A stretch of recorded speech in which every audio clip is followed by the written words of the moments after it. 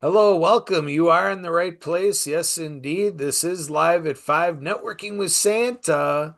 I'm Kurt Roskoff. I'm with the World of Ability Podcast Network, stepping in a bit for our podcast assistant, Emily Golmer. And my wife, Sue, should be coming on as well. This is all going to fall into place within minutes. So the story goes that we met Santa through the Happy Neighborhood Project. And when Emily and I got with him to explain how we do these live streams, I had a crazy idea about having some sort of Santa production. So we kicked it off with our VIP panel discussion, and then it evolved into another great networking event. And so Santa hangs around with a lot of characters, including that my mustache has been getting so much attention. My mustache shows up for these productions all on its own as well. Something that was made possible by On the Mark, Mark Balin on the Mark TV, on the marktv.com. So we got all sorts of things that happen in the magical world of Santa. Santa being the most marketed and marketable character on the planet. So, and he's coming on now, but we're going to bring on Debbie. Debbie's been, kind of live at 5 here and waiting for a handful of minutes.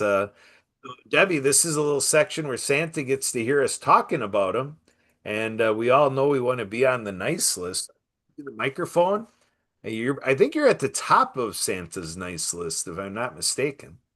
Well, I hope so. It's always good to stay on his nice list at least, whether it's top or not. Oh, and I think Santa's here, so we won't say anything not nice about that at all. But I really enjoyed listening to Santa's stories, and Santa has a lot of really great stories. So it's something important for families to listen to and enjoy. So, and I love that. Greetings, guys. How are we doing? Sorry, got tied up doing a little chore that took me a little bit longer than it was supposed to. Yeah, That's no awesome. problem. And Santa, just want to let you know that my You mustache must. is so ecstatic about you. My mustache hopped into its own video square. I How seen that at the last meeting we were in there. That it was trying to take over the meeting. It wanted to have hair control. Yeah, I crave so much attention that my mustache got jealous and, took care of itself, I guess. Self-care There of a mustache. I've never seen anything like it before, Santa. It must be a little magic rubbing off from you. must be absolutely. So, what's going How's on that? with you two? Hello, Miss Deb. Hey, Santa, how are you doing? It's a little Not too toasty here. bad actually. Good deal. It's toasty here in Kansas City, so hopefully way up north there, it's much cooler for you and, well, whether you're talking about your reindeer or some of your other wonderful critters that you enjoy spending time with. Well, I'm at the summer cottage in Minnesota, and we're at 78. It finally decided it was going to warm up because it's been miserable and cloudy most of the day, and now she's finally cleared up. So it was low 70s, high 60s for most of the day, and now she's warmed right up. Yes, I was just on with Edwin from California and Don, and they're into the 90s today. And I was like, well, that's not fun. But here in Kansas City, we're already at 88. So we're getting a little Wow. toasty as well. So I'm That was glad you've last got. week. We were high 80s all last week, and it was the AC was working quite well, thank you. Good. Always good. Keep your polar bear cooled down. It's important to keep Well, everybody they don't comfortable. like the heat. They like to when it gets this warm, they got to jump in the water or Right, find some right. ice cubes to roll around to. Yes, and you do have a few lakes and ponds there, even down in your um, southern area there in Minnesota, where they can keep cool. Yes, yes. So if you notice my background, It now says your storyteller, because I went to a couple meetings this weekend and I had a storyteller on there. And I had a couple of guys that were big into marketing, and they said, well, maybe Santa, you need to change that to the storyteller. So I changed it to the storyteller. And then I had a couple chats with a couple people, and I had a chat with my AI and said, you are a marketing professional. What do you suggest? And it come up with your storyteller to emphasize the fact that I make stories for people. You know, I make create fun ideas for people. It's not just for me. It's just not my ideas, but it's for different people. And so we're gonna see how this goes and play with different things. But we're gonna. I'm liking that your storyteller. It gives the control back to my audience. That's right. I love that. Yes, I mean, because you're not telling just your story, you as in Santa, but you're telling stories about people that are listening to you and want to share your stories with their children, and sometimes not their children. Sometimes it's their older children that want to enjoy the stories because your stories are awesome. There we go. Well, thank you very much. Got to record some tonight Awesome. because, That's awesome. you know, do you know Mr. Zach Clayton from Community Pay It Forward? I do. He replays my stories that I read on Wednesday. He replays them the next Tuesday. So Nice. I've got to keep on top of the ball and make sure my stories are recorded. And then he has a story hour at 6 p.m., I believe, on Tuesdays. He's replaying my stories. So that's very generous of him, and that includes his audience. So my reach is spreading, and I picked up a radio station from Canada, an internet radio station. They're going to start playing my life lessons. And I think later on this week, I'm going to be having a meeting with a gentleman from Denver who has another internet radio station, and he was very intrigued with the idea of playing my life lessons as well. And he's got over 1 million followers listening to his radio station. So my reach is expanding, and you never know where it's going to go. That's right. And life lessons are always good because we all have life lessons to learn. We And do. so, and when we do. put Absolutely. some animals to it, it makes it a little more fun than just saying, hey, Debbie had this life lesson this week, and it was not necessarily a fun lesson. So, Right, absolutely. And you know, it's very interesting. Let me just let's see. I haven't even recorded my lesson for today. I was so busy with a couple different things I didn't even have a chance yet. So I was in a couple really good meetings earlier on today. Met some awesome. new people. Life lessons part That's 2. great. Well, there's John. Hello, Yeah. Santa. How You got are me- you? Good. You got me right in the middle of a bite of my lunch, but I'm glad to be here. Well, thank you. I appreciate it. Check this out.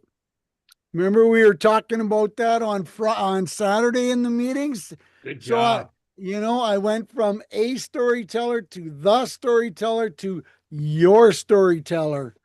So yes, it's and I've thrown that at a few people, and they said, yeah, because I create stories for you and Deb and for my audience. It's not just about me. There's Miss Sue. Hello. How's Miss Sue doing today? How was work today, Miss Sue? Uh-oh. Can you hear me? Can you? There you go. I can hear you now. Oh, you can? Okay, good. Yes. I've got it in the car now. Sometimes it takes a little to switch over. So doing great. I'm just about to leave work on my way towards home because we have Project Die Hard Mission Monday update tonight. So I got to get home in time to get on there. So, but it's Absolutely. great. It's how almost did, 74 here now. It's gorgeous. How did the games go on Saturday? Oh my gosh. It was a fun day. Of the 4 games, they won 1 and lost 3, but really they were all very, very close. They were good matches. Had a great time. The girls had a great time. You know, a rough day though, because for the seniors it's their last game, so you know it was a little bit rough at the end there because they got to say goodbye to the sport they love. And Lana has 1 more year to go, so she was already watching that and realizing that, oh my gosh, she's only got a year to go. And, Absolutely. yeah, So but yes, it's I had a really good really group. really good conversation with my chat bot, and I said, all right, you are a marketing expert. Explain the difference between a storyteller, the storyteller, and the final decision was your storyteller. And it come up with some really unique ideas and some different ways to explain things, but your storyteller reaches the masses in the fact that I create the stories for other people. I create the giggles, laughter, and smiles for other people. So yeah, if I went with that, and it's going to open up the doors and create even some more honest work for some other people. So yeah, Love uh, it. Deb, the life lesson is celebrate others. It's going to be today. Once I get that recorded after this meeting. Yep. Love that. Wow, So, I like that. That sounds great. and that's already life lesson number 19. Whoa. Wow, you're moving right Considering, along. Oh my gosh. Yeah, two a week. That's already like nine weeks I've been promoting the actually I think it's more like 10 because I missed a couple because I had I was down the cities that 1 week for my brother-in-law, and you can't stop life happening, but you know what, I'm starting to get some response to it. There's people giving me some good positive feedback, and it's great fillers for people are noticing that they're only a minute long. They're like 70 seconds sometimes, and they're great little fillers. So people are picking them up, and we're going to see where that goes. That's going to open up some more doors for me, I think. And it's just some more ideas.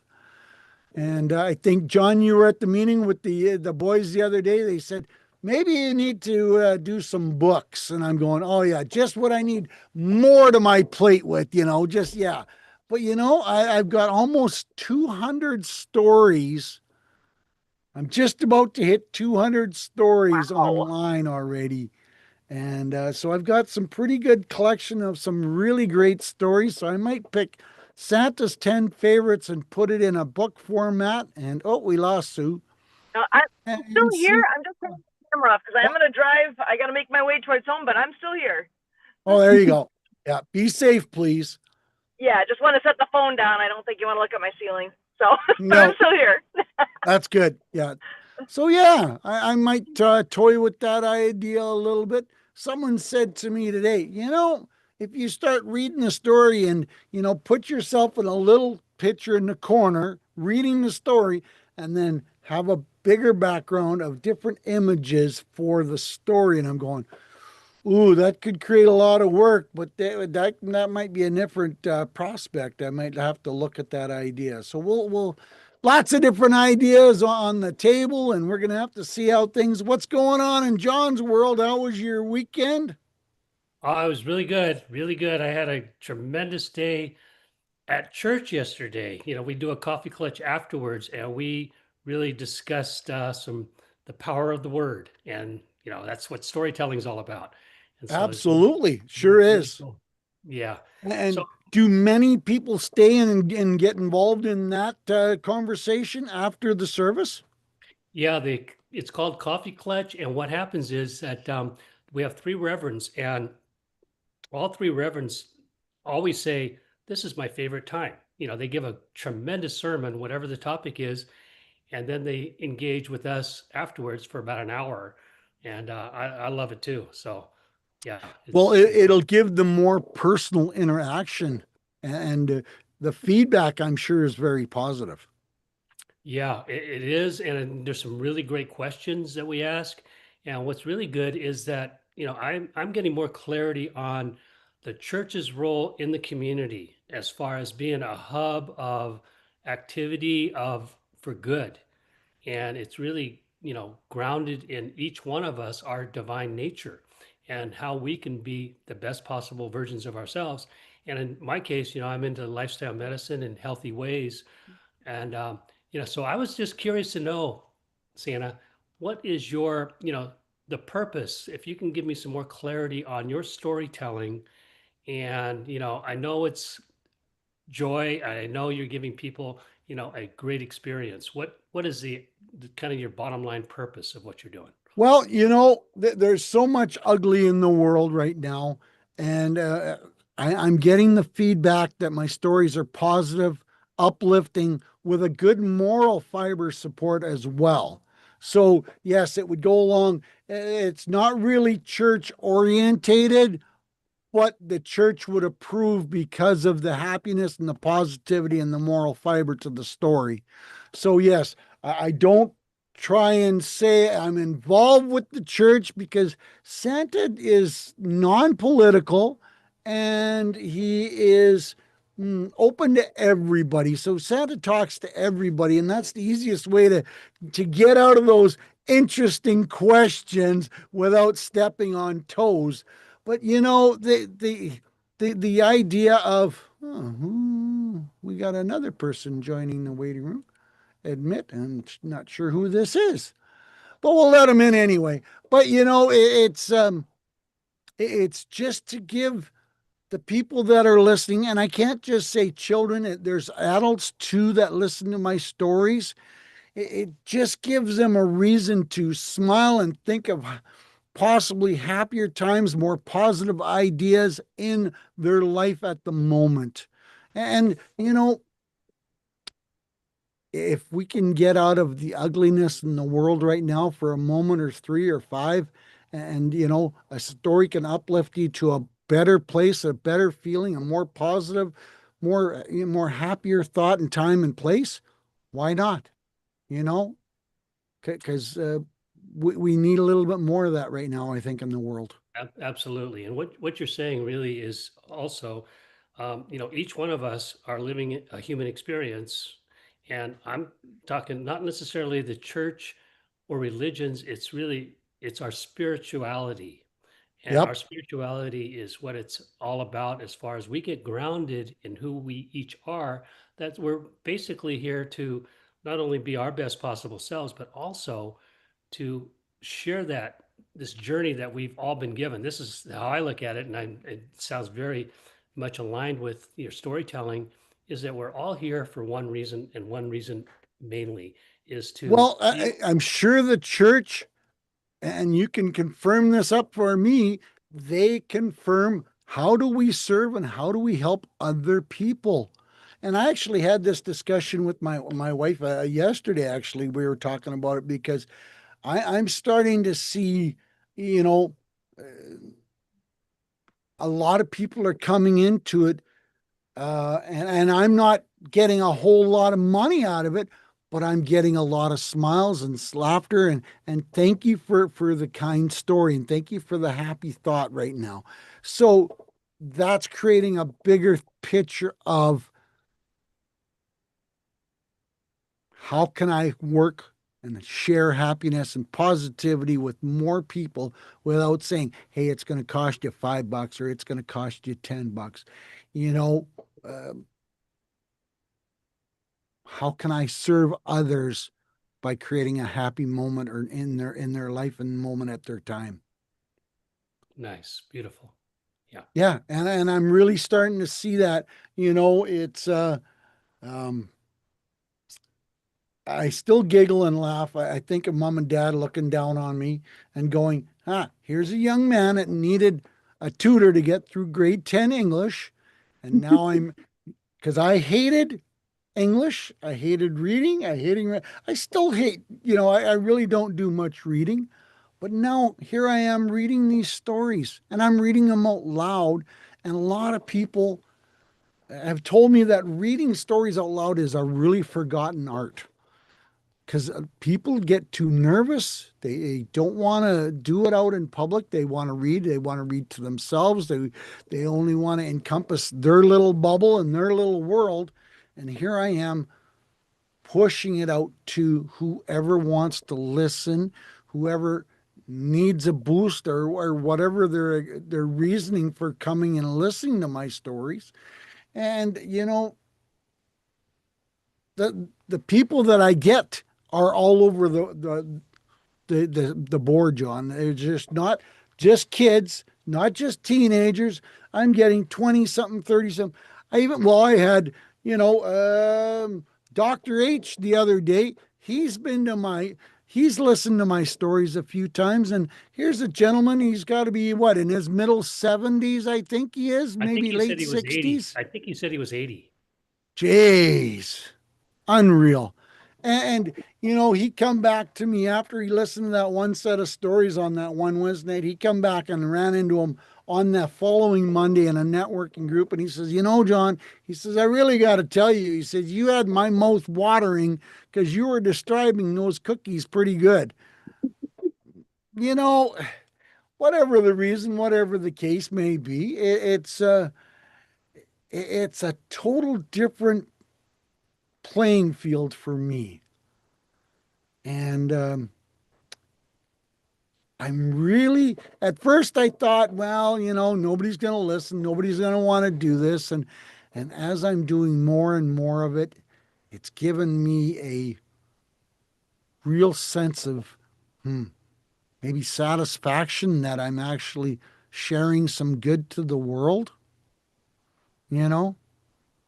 And I'm seeing it when I do the family stories too. I'll do the custom stories where I'll say the children's name in the faces, their names in the story, maybe their favorite pet, maybe their favorite stuffed animal. And I get the feedback while my kids are just giggling and laughing and going, Santa said my name, play it again, play it again. So it's moments like that that can encourage some positivity, some more giggles and smiles, which for children, they never get enough. Beautiful. Yeah. Beautiful. Yeah. And John, do you know Miss Deb? I do not. Hi, Miss Deb. Well, Hi. Miss Deb, why don't you tell John what you do? Okay, thank you. I'm actually with Legal Shield and ID Shield, so I just help families be prepared, I guess is what I'm trying to help families do. Be prepared, because crazy as it seems, while we're busy doing life, whether it's spending time listening to Santa read to us or going to do our daily business job, whatever that might be, somehow life stuff slips in and kind of shocks us every once in a while, whether, with unexpected things. And so I love that having Legal Shield already in your possession is like, oh man, I don't have to stress over this. I can just call my attorney and they're there to walk me through whatever this issue is, reassure me, hold my hand, and just keep life simple and enjoyable. So that's what I'm about, to help with the families, but also their small businesses. So that's me. And she's located by Kansas City, just outside of Kansas City, if I remember correctly. That's right. Yeah. So John, why don't you tell her what you do, please? Yeah, I'm a lifestyle medicine and lifestyle longevity life coach. And I also coach golfers, if you want to get real specific. And I coach elders, but it's really not their elders as much as it's the caregivers for the elders. And what we're doing is I address the two biggest problems we have in our country today. The two biggest problems are generational poor health, generational poverty. Those are that's what our communities right now are suffering. And they're going down a path that, yeah, we sure could love some love and joy in our journey here, because those two things are taking that love and joy from not only our families, but our communities. And it's almost to a point where, and I'm a very positive person, but the negative part of that is our broken systems. And the people who are victims, which is a large part of our majority of our people, especially our elders, because they are have bought into the fact that the profit models of our big pharma, the profit models of our health insurance companies, all that is based on how long they can keep you unwell. How long they can keep you unwell so they can give you more medications, so they can give you more surgery, so they can give you more of their wallet about how they exist. And they don't really look at the quality of the life that they're giving you. And that's where, we need to bring more joy and more happiness into them, into their lives. And unfortunately, they're telling a story that is, especially to the caregivers, they're going into situations where they've never been before as their elders really get so many chronic issues going on, so many more medications, so much management of their care that they have no idea how to take care of it unless they put out $10,000 a month to be able to put them in a nursing facility. And that's, so that's depleting a lot of savings too for a lot of people if they even have it. Most elders right now are living Social Security check to Social Security check or paycheck to pay, whatever they're getting is not enough because their poor health is unsustainable. So that's where I come in is I've got a lot of ways, and it's really a paradigm shift from our healthcare system to understand that your body is the best healer. Your body, everything that you have, each one of us has within us is our health, our healing, the ways that we can really get better. And that's treating the root cause of who we are, whether it be chronic disease and what we've got going on. Also, our love and joy is all between us, between our ears, between our bodies too. And that's what we have been given as spiritual beings, is that we have been given that gift of self-care and self-love to God. We've also given our serving others at the highest level as we can be our best selves.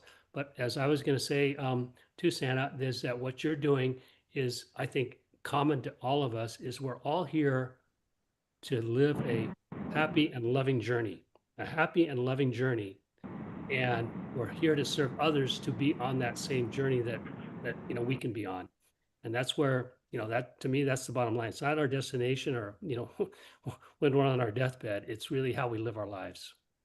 Oh, absolutely, John. And if I may make a comment, it's funny that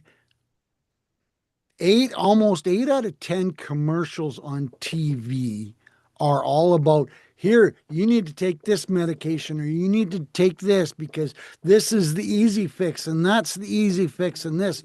And then you go online and you see a total opposite way of so many people promoting natural stuff. And it's like, when's the shift going to start happening to the TV world? But the natural stuff doesn't pay for commercials. So they'll never be on TV, whereas those medications to keep you sick, to keep you under their control. My wife found a very interesting one. I was on metformin for almost 10 years, and that's a no-no. That's not supposed to happen. But she found a really interesting statistic, and John, you can use this one on your prospective clients if you so desire, because I got a giggle out of it. She found that you can take metformin for 10, 20, 30, 40 years. You'll make the pharmaceutical companies $100,000 off yourself, and you will gain 1 day of living. And I went, oh, that's gone. Like right now, and I haven't been on metformin now for over 2 years. Yeah, those are amazing statistics. And that works also for chemotherapy. It works for all the medications, is that what it does, and you pointed out very nice, well, is that's their business model, is the side effects will get more medications because you have to address the side effects that metformin might be having if you want to go down that path. And it just snowballs. By the time you're in your 80s and 90s, you're on anywhere from 5 to 10 to 15 medications. Oh, at least. Absolutely. And another thing that my wife and I were discussing the other day, because, like all of us on the screen and people that we associate with now, and, we're getting up in age and it's not becoming easier. But our local doctor system, and I proved this when I was supposed to be on, I was on Trulicity for a little while, which is the injection to help keep your blood sugar down. It was working. And then I lost my insurance for a little bit. And I said to the doctor, I said, you need to prescribe something different to me. I can't afford $1,000 a month. So she turned around and gave me, oh, can't even remember the name of it. It's the one where the girl is dancing around in the street and, oh, this will help you, blah, blah, blah. I'm sure everybody's seen the commercial. Oh yeah. Oh, yes, that one's $750 a month. So I turned around and went back to the doctor. I says, listen, bimbo, I says, give me some of the older stuff that is still going to work. Oh, we don't prescribe those anymore because they don't work as well. I says, no, you don't prescribe them because you don't get a kickback. Oh, did I say that out loud? Oh, geez, I'm not supposed to say that out loud. But that answered my question that doctors don't doctor anymore. They write prescriptions. They don't want to find out what's wrong with you and treat you what's wrong. You know, go back into the Robin Williams movie where he's training to be the doctor and he says, dying is inevitable. But if we start treating the, the person like a human being and start treating the problem, we're going to be much better because we're going to have life again. And like you said, when you get some of these people that are 80 and 90 years old that are taking 15, 20, 25 prescriptions a month or a day, are they living or are they just a breathing empty soul? Now, Yes. I won't mention his name, but I talked to a gentleman last week that had to get rushed to the hospital because he was in such pain that he couldn't figure out what was going on. He thought he was passing a kidney stone. Here his kidneys shutting down because his doctor prescribed him like 4 different sets of medication that were interacting opposite to each other, fighting each other, and it caused his kidney to almost shut down.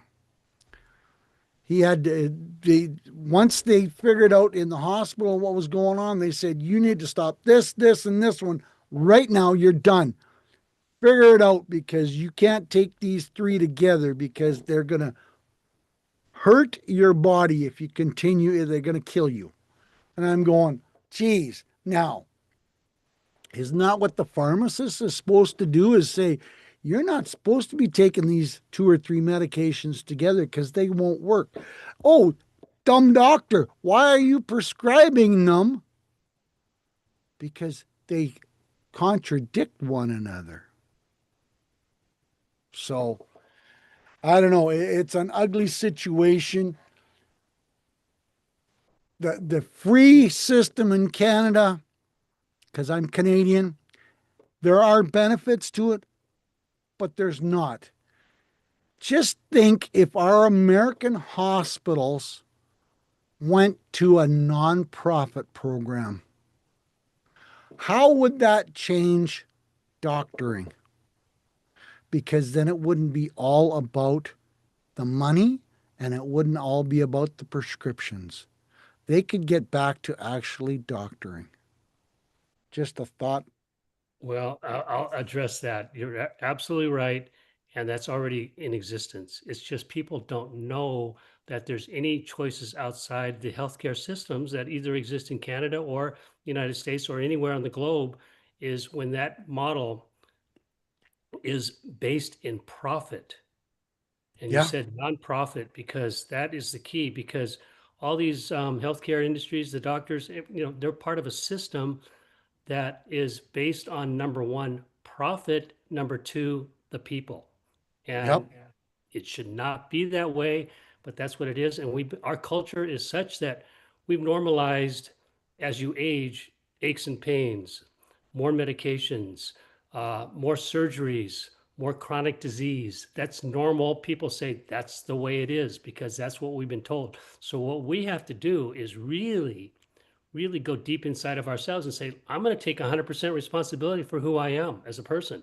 And Yep. that's a concept that does not exist because we think the doctors know more than we do about our own bodies. And that's a bunch of hogwash. Well, I've heard through the grapevine that they found a cure for cancer back in 1990, like almost 30 years ago. But why would they release a cure for cancer when it creates $100 billion a year industry?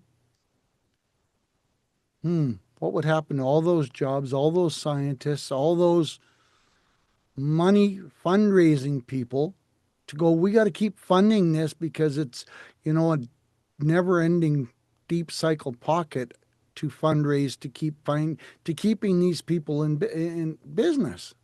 For every patient, every cancer patient, there's 5 people who are making money off of that. Whatever way you want to look at it, they get paid from that one cancer patient. It's taking care of 5 people's income. Yeah. Yeah.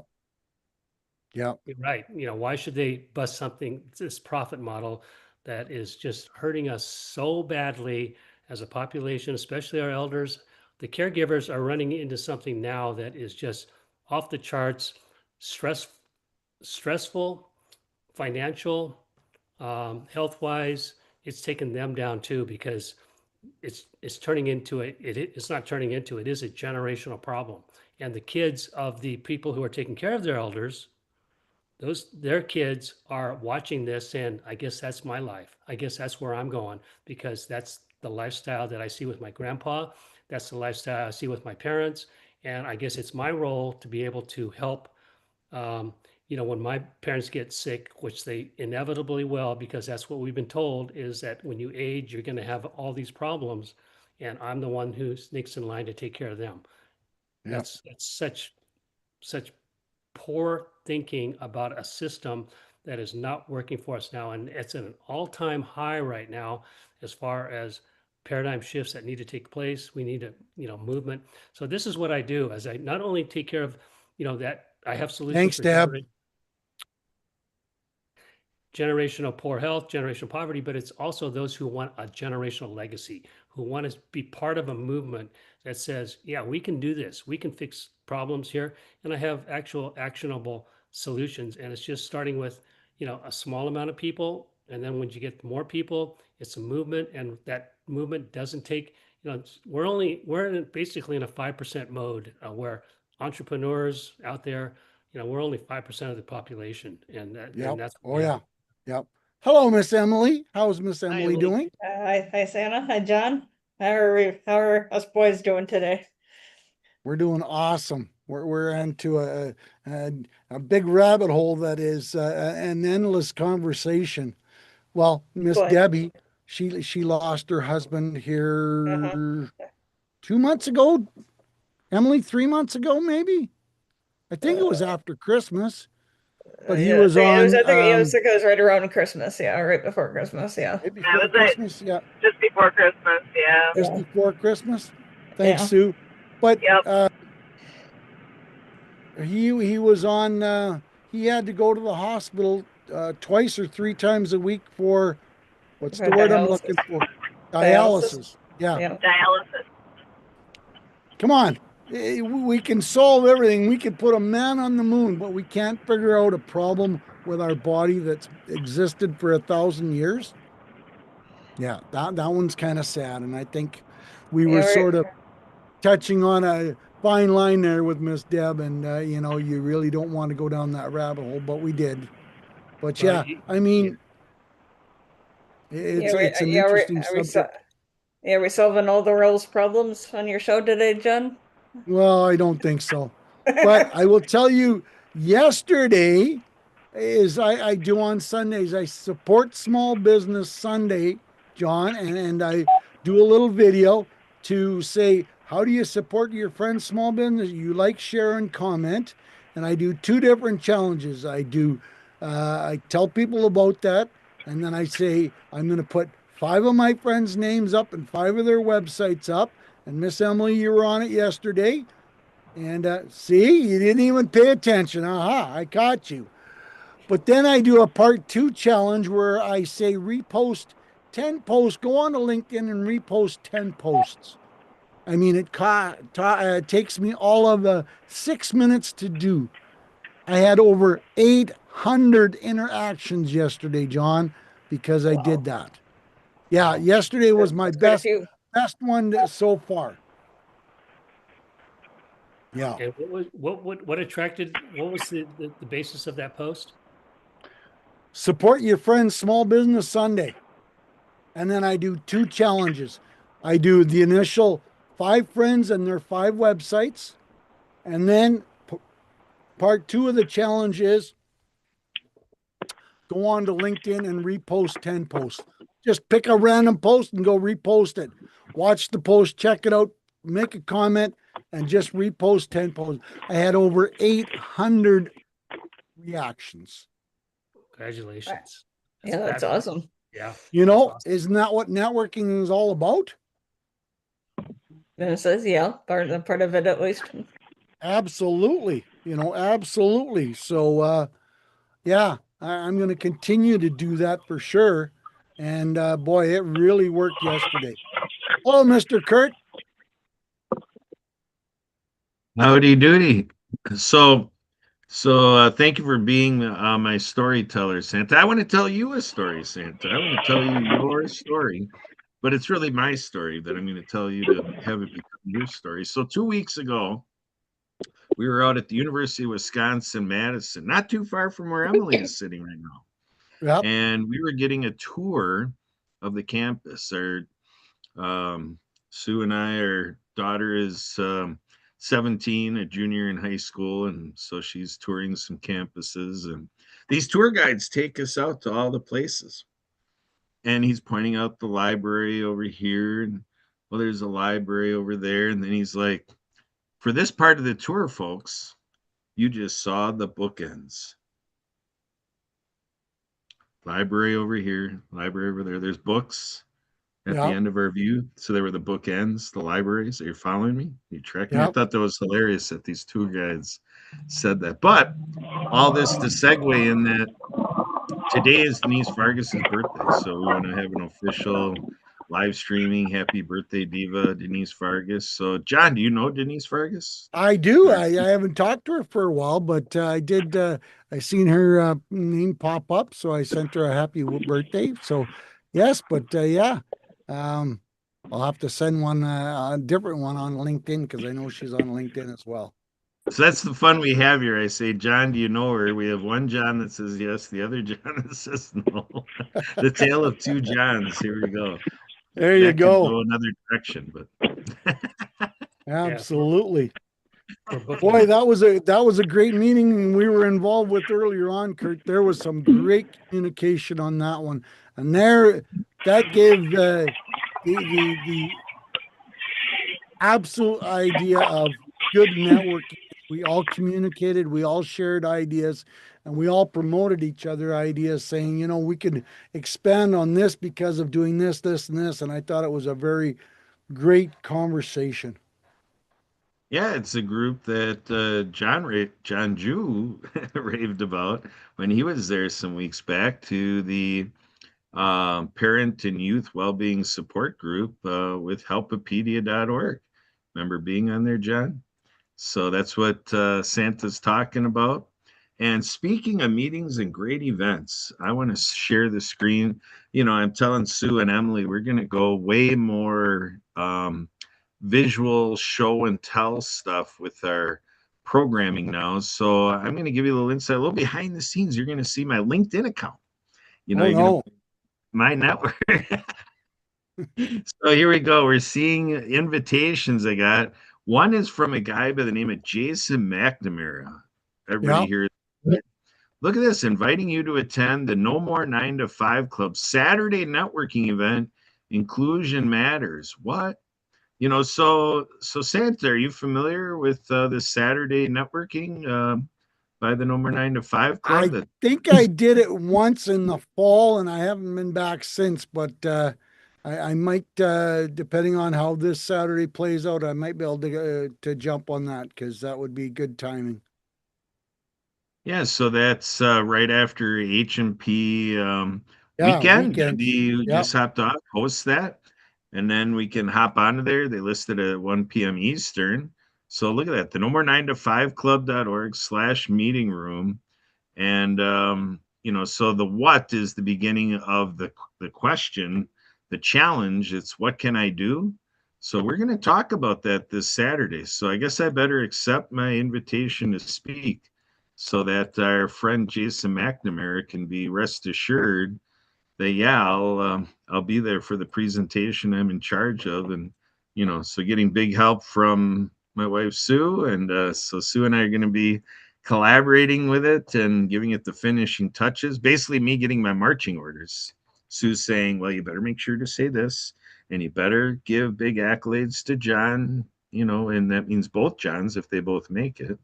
And then kind of give some shout out to Emily. I don't know if Emily's going to be on the shakedown or if she's going to be on the number 95 or both. Emily's known to, kind of ride both sides of the aisle at the same time. So who knows? So Kurt, you're going to be the spokes. I don't know what you call it, the one leading the Saturday call as far as The featured, one of the featured speakers. Very cool. Very cool. Yeah, so I'm going to be leaning into you, John and John. So be ready. Bring it on. Bring it on. Yeah, when Sue and I talk about what can I do is your question. It's not just kind of like in thought. It's Sue expects you to do it, right, Sue? Yeah, and Minnie too. Of course. I was gonna say Sue leaning and in just Minnie like too. Minnie is here. Hey, Santa Papa John, make a story about that. Sue and Minnie too. See where that goes. I'm getting all the love here that I walked in the door. It's like she missed me or something. All right, I gotta get up, doggo.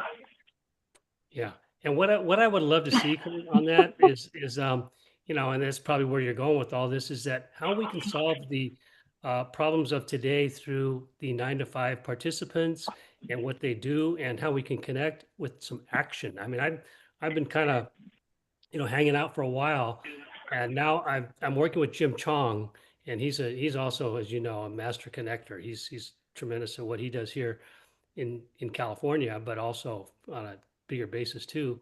And I would like to see, I'm just speaking for myself, as far as really transforming lives and helping people, is taking it to that next step. So I've got, my offer getting ready to go, as far as just getting people some good information about opening their minds up to the point that they can get healthier rather than worse, better rather than worse as they age. And that's basically my message. And I've got some action steps to do that.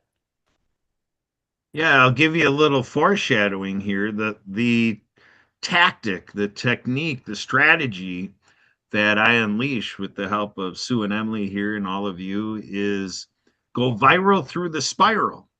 See, and today with Santa Papa John talking about Helppedia, had a great meeting today. We had, Santa Papa John inspired a few other people as well. And the message was, we're doing this special needs support group. We're doing, a special needs directory, specialneeds.help. And we started to unpack kind of how that's going to spur a quantum leap because of the interests, the stakeholders in the disability community.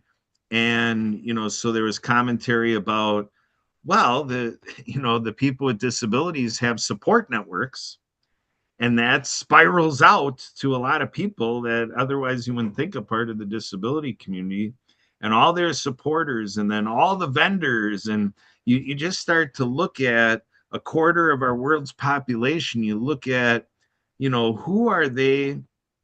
Like a book was written about, in a lifetime, it takes about 80,000 people to carry out and play a role in the life of an 80-year-old. It takes about 80,000 contexts to get that 80-year-old to be the age of 80. if you look at it that way. If you look at like when you're born, and then if you're in a faith community and you go through sacraments or rituals and all your schooling, and then the just a friend network, and this author aggregated all that stuff of the life of an 80-year-old at the time that that author wrote the book. It's 80,000. Much less that author, I'm sure, would update it to be way more people. So that's a good chunk, of the world's population. If you look at, that the world's population is over 8 billion, I forget if it's like, does that work out to be 0.01% or something? Which actually for one person to be able to touch that significant actually of the world's population is a pretty huge deal. And then now with AI and everything, it's just going to be more and more people that we touch through our lives. And the point that the role of these people are significant roles, not like in marketing where you can build a list and you reach them with your thing, but like this, we're actually doing something together. 80,000 people like this.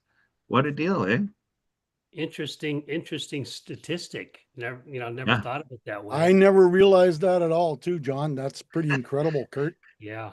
Yeah, so if we actually thank all the people that made our life happen, I mean that's a pretty busy chore to thank all the people, and then just sit in your prayer closet and thank all the people that have gone before you. I mean, it's sizable, and when we look at it that way, that really empowers us to look at. So in a business strategy, a lot of business people, like even at HMP, I was in a breakout room for HMP UK in the day a few years back. And one of the participants in this meeting and breakout room, she is somebody from the UK, and she said people with disabilities are viewed as a liability. So the concept is if we can flip the script, and this is where I've been going with my trails, is to say, no, it's the other way around.